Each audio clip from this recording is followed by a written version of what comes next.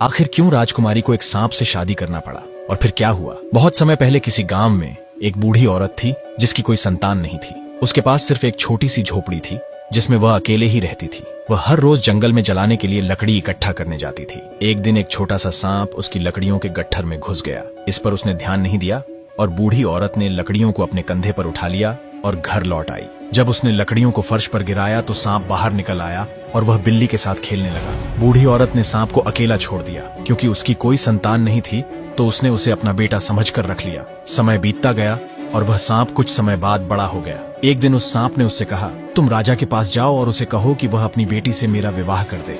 उस बूढ़ी औरत ने कहा, ठीक है मेरे बेटे, लेकिन तुम कैसे उम्मीद कर सकते हो कि राजा तुम्हें अपनी इकलौती बेटी देगा? तुम तो एक सांप हो। सांप ने कहा, इससे कोई फर्क नहीं पड़ता माँ, वैसे भी जाओ और हम देखेंगे कि राजा क्या कहता है। बूढ़ी औरत ने सांप के कहे अनुसार ही किया और राजा से मिलने चली गई। जब बूढ़ी औरत महल के द्वार के पास पहुंची, पहरेदार ने उससे पूछा कि उसे क्या चाहिए और राजा से उसका क्या काम है। उन्होंने उसे अंदर नहीं जाने दिया। फिर भी बूढ़ी औरत ने राजा से अकेले मिलने पर जोर दिया। आखिरकार पहरेदार ने उसे जाने की अनुमति दे दी। वह राजा के पास गई और उससे कहा, मैं इस बात से बहुत शर्मिंदा हूँ, लेकिन मैंने आपसे पूछने का वादा किया था, इसलिए मैं पूछूंगी। मेरा बेटा एक सांप है और वह आपकी बेटी से शादी करना चाहता है। जब राजा ने यह सुना तो वह क्रोधित हो गया और उसने बूढ़ी औरत को सीढ़ियों से नीचे धकेल दिया, जिससे उसके पैर में चोट लग गई। वह लड़खड़ाती हुई घर लौटी और सांप को कोसने लगी, क्योंकि अब वह अपंग हो गई थी। सांप ने उससे कहा, अपने पैर की चिंता मत करो, मैं इसे ठीक कर दूंगा, लेकिन तुम्हें अभी हार नहीं माननी चाहिए। फिर सांप ने एक अंगूठी निकाली, उस पर फूंक मारी और कहा, बूढ़ी औरत का पैर ठीक हो जाए। तुरंत उसका पैर ठीक हो गया।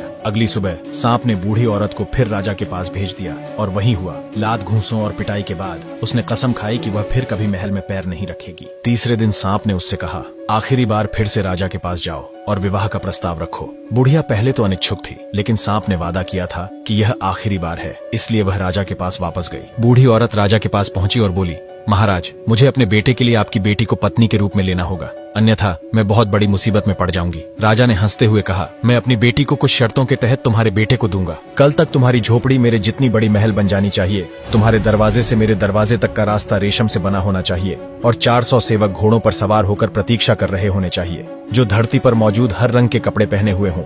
अगर तुम कल सुबह तक यह सब कर सकती हो तो मैं अपनी बेटी की शादी तुम्हारे बेटे से कर दूंगा। बुढ़िया ने यह सब सुनकर चली गई। इस बार उसे लात घूंसे नहीं मारे जाने की खुशी थी। उसने सांप को बताया कि राजा ने क्या कहा था और सांप ने कहा, बस इतना ही, सब कुछ समय पर तैयार हो जाएगा। जब आधी रात हुई तो सांप ने एक अंगूठी निकाली और उस पर फूंक मारी और कहा, बुढ़िया की झोपड़ी राजा के महल से भी बड़े महल में बदल जाए, हमारे दरवाजे और राजा के दरवाजे के बीच का रास्ता रेशम से बन जाए और हर रंग के कपड़े पहने हुए घोड़े पर सवार 400 सेवक हमारी आज्ञा का इंतजार करें। इतना कहते ही झोपड़ी एक भव्य महल में बदल गई।